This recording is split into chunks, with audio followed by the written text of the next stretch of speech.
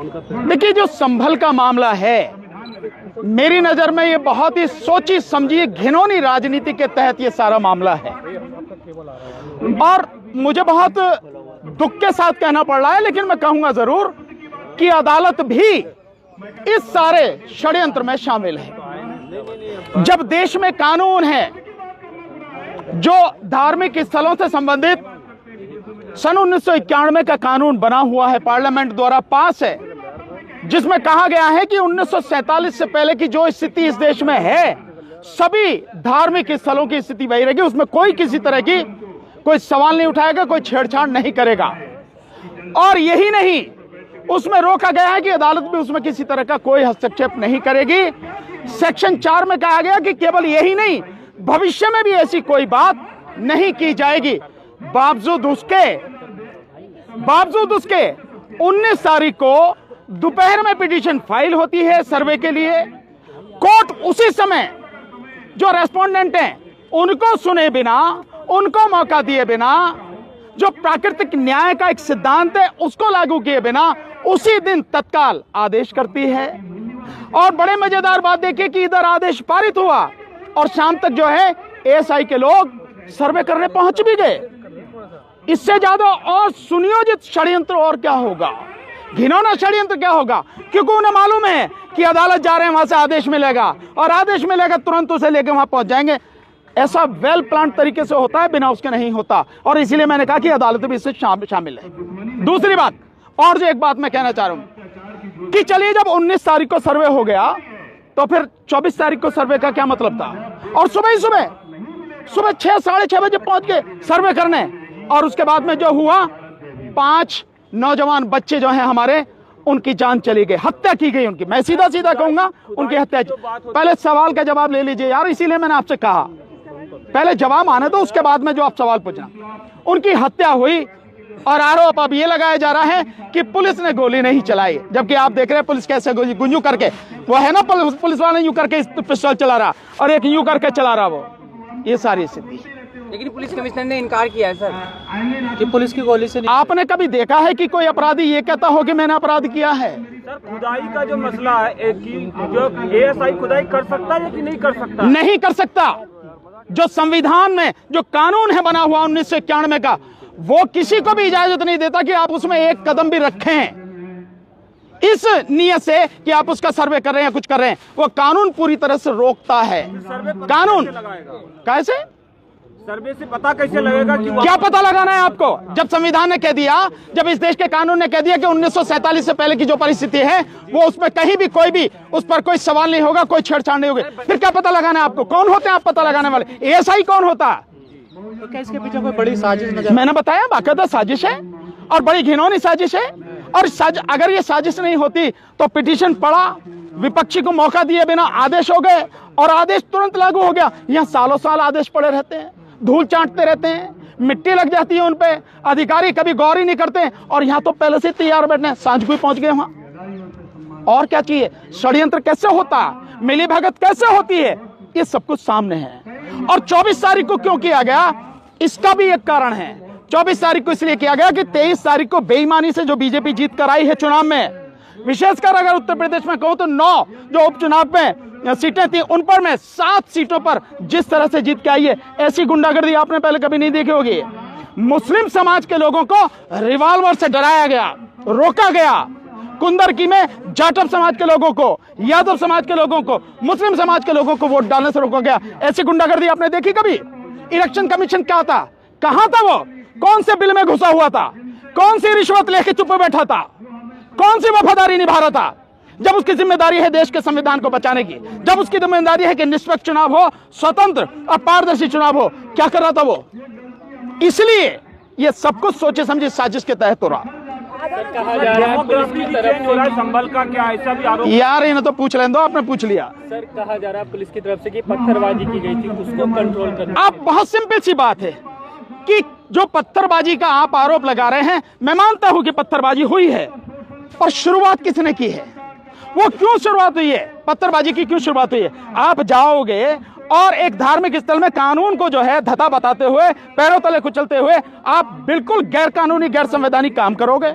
और उसके बाद जो आपसे पूछा जा रहा है आप उसका जवाब नहीं दोगे। लोग इकट्ठे हो जाने तो उन्हें हटाने के लिए आप गोली चलाने, और लोग पत्थर चलाने तो आप कह रहे हैं पत्थरबाजी। गोली क्यों चलाई गई भाई?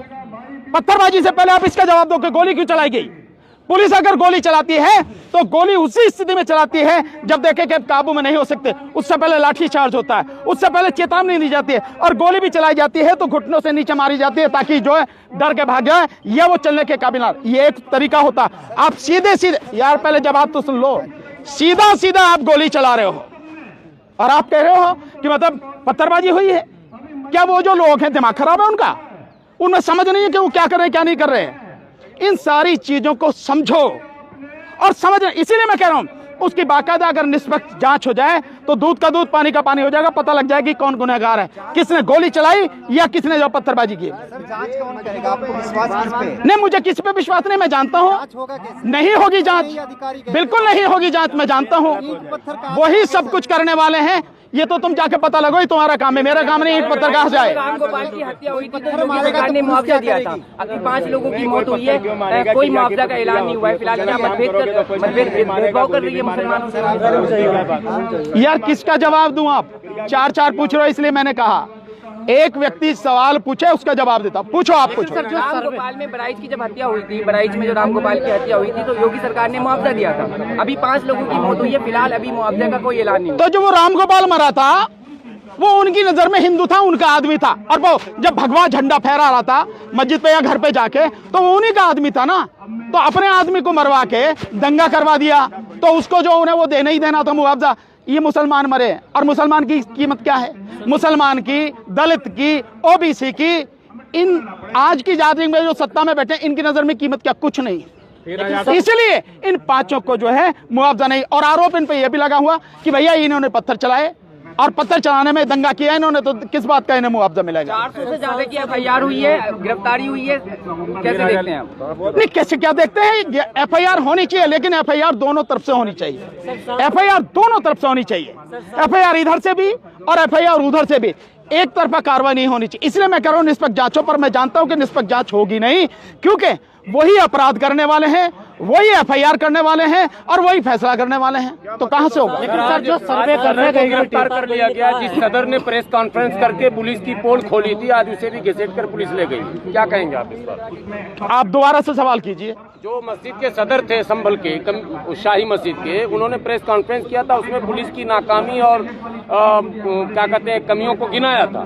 पुलिस ने आज उन्हें गिरफ्तार कर लिया। आप शुक्र मनाओ कि उन्हें गिरफ्तार किया, गोली नहीं मारी। उन्हें गोली भी तो मार सकते थे कि हमेशा के लिए उनकी जुबान बंद हो जाए।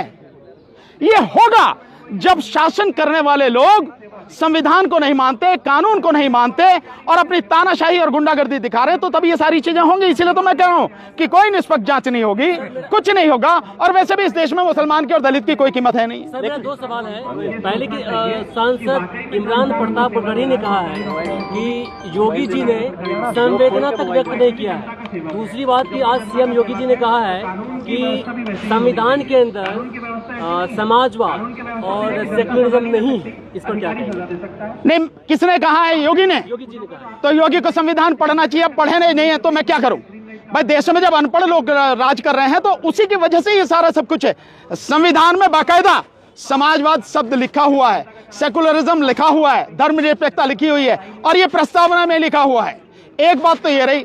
दूसरी बात आप ये कह रहे हो संवेदना व्यक्त नहीं करी, तो इमरान प्रताप गढ़ी जी को पता होना चाहिए कि जो शासन कर रहे हैं वो RSS के और मनुवादी मानसिकता के लोग हैं। और ये जो दंगा कराया गया है ये सोची समझी रणनीति और राजनीति के तहत कराया गया है। तो जो कराने वाले हैं वो जिनको मारना चाह रहे हैं वो मार दिए, उनके उस पर संवेदना क्यों व्यक्त करेंगे? इमरान प्रताप गढ़ी जी को ये बात कहनी नहीं चाहिए थी कि संवेदना व्यक्त करें। सो वो संवेदना व्यक्त नहीं करेंगे। जो आपको खत्म कर देना चाहते हैं आप उनसे उम्मीद करते हो कि संवेदना व्यक्त करेंगे। लेकिन सर जो सर्वे, यार एक मिनट, जो सर्वे करने देगी टीम, उनके साथ जो लोग थे भड़काऊ नारे लगा रहे थे, वो कौन लोग थे सर? मुझे क्या पता भाई, मैंने देखे नहीं। आप पता लगाओ, आप पत्रकार लोग हैं। कौन थे भाई? अगर वो लगा रहे हैं तो स्वाभाविक है वो टीम का हिस्सा है उनकी। वो उसी टीम का हिस्सा है जिस टीम ने ये सर्वे के लिए एप्लीकेशन लगाई, जिस टीम ने ये आदेश करवाया और जिस टीम ने ये सारी टीम लेके वहां गए और वो जय श्री राम के जो नारे लगा रहे हैं, एएसआई वालों को तत्काल मुअत्तल कर देना चाहिए। किसी भी सरकारी अधिकारी कर्मचारी को किसी धर्म विशेष की बात करना और जब वो ड्यूटी पर हो तब बिल्कुल भी ठीक नहीं, गलत है। धर्म आपका व्यक्तिगत है, फिर घर में जो चाहो नारे लगाओ। आप सार्वजनिक रूप से उस समय नहीं, जिस समय जो है आप ड्यूटी पर हो, नहीं कर सकते। उनको तत्काल मुअत्तल किया जाना चाहिए, उनकी नौकरी खत्म की जानी चाहिए। कुछ नहीं मंदिर निकल रहे हैं, उसके बारे में क्या कहेंगे? बहुत सारे मंदिरों में बुद्ध की मूर्ति है, उसके बारे में ये जैसे ही बीजेपी की सरकार केंद्र से और राज्यों से जाएगी, ये सब मंदिरों में, जो मस्जिदों में मंदिर निकल रहे हैं, ये सब बंद हो जाएंगे। ये तभी तक है जब तक सरकार है। हजारों मंदिरों में बुद्ध की मूर्ति निकल रही है। एएसआई डिपार्टमेंट क्या करता है? मुझे नहीं पता, ये एएसआई डिपार्टमेंट से पूछो वो क्या करता है। लेकिन मैं बहुत सिंपल से जानता हूं, ये धरती बुद्ध की धरती है और पूरे देश में बुद्ध के अवशेष बिखरे पड़े हैं। जहां भी खुदाई करोगे, और की तो जगह छोड़ दो, अयोध्या में जो है वो बुद्ध के अवशेष हैं।